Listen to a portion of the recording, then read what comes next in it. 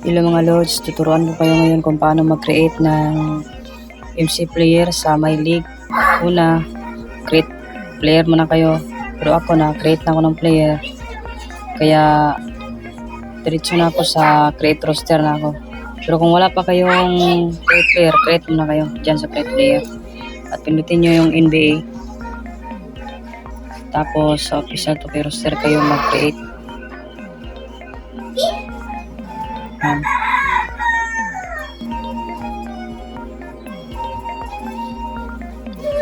I-edit mo muna ko yung una para update yung roster mo. Dapat i-edit mo muna sila. I-trade mo lang sa ibang team.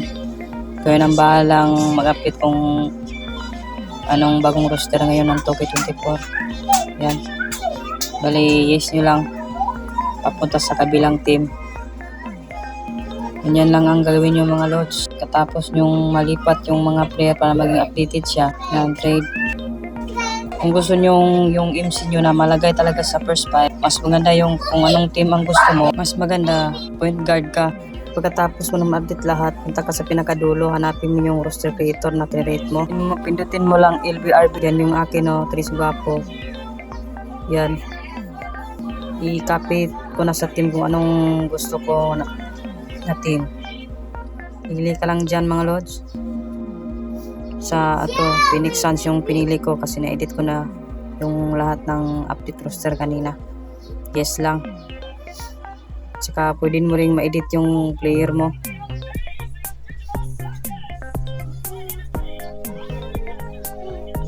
Yan, tingnan natin kung nandun na ba sa Phoenix Suns yung MC na nilagay ko. Yan, Phoenix Suns. Ayan ang mga lods, point guard. Pwede natin i-edit yung MC natin dito. Palitan ba natin yung kulay ng sapatos nila para mas magandang tingnan. Naka-home at saka away na sapatos. At saka mas maganda nito kung anong kulay ng jersey mo, yun din ang kulay ng sapatos para mas maganda. Yan, paglipat ng sapatos, kung anong brand, bali LTRT mo lang, saka select A. Kayo nang bahala kung anong sapatos na gusto nyo mga lods, saka anong kulay. Hindi naman kung anong gusto nyo, kasi sundan nyo lang yung video.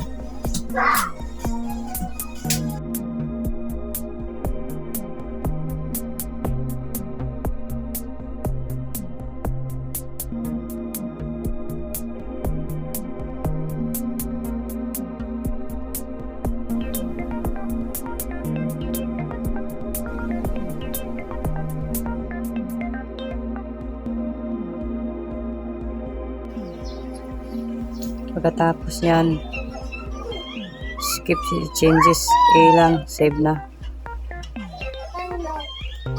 Yan, pagdating save roster na tayo, anong ilagay mo sa team, mas maganda yung anong team mo para hindi kayo malito. Sa akin, Suns. Kaya Suns ang ilagay ko. Madali lang naman mag-create ng MC mga lods. Sundan mo lang tong video to para makapaglaro kayo sa My League at saka yung kasama na yung MC na ginawa nyo.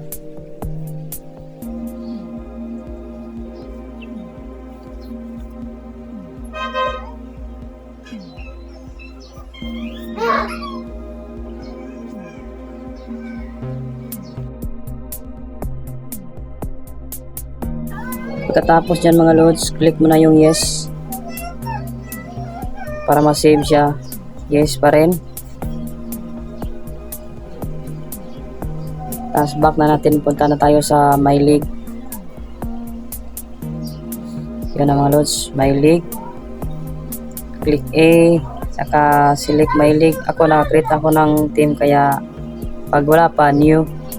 Kaya current team, click mo lang yung Y at saka use credit roster yung pindutin nyo. Kasi doon mo makikita yung ano ang na-create mo na team at saka MC mo. Sa akin, Suns. Kaya Suns ang pipiliin ko. Yan, pagkatapos yan, yung nakalagay sa baba, roster Suns team na. Start season, click mo yan. At sa start mode, pwede rin sa setup kung ano ang gusto mong settings ng ilang games, pwede mo rin ibahin yan.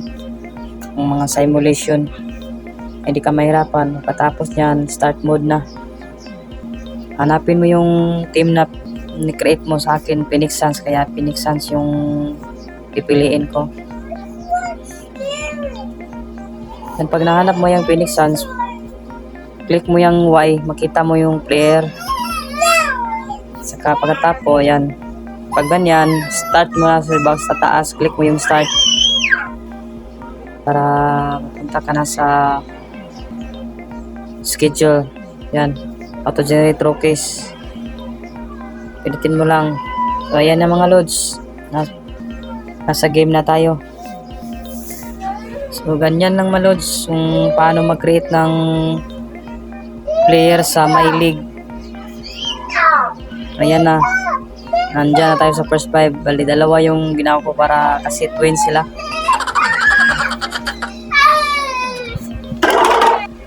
Yun na. Tira na mga loads. Game time na. Yan yung ginawa kong player. Oh. Dalawa kasi twin sila. Hindi sila pwedeng hindi magkasama. Yan ang ginawa kong MC mga loads. Oh. Number 51. Full build na yan. 99 badges. Yun o, aliyok. Yes. Yun lang mga loads. Salamat sa panonood ng aking video. Follow and subscribe sa susunod na video. Salamat.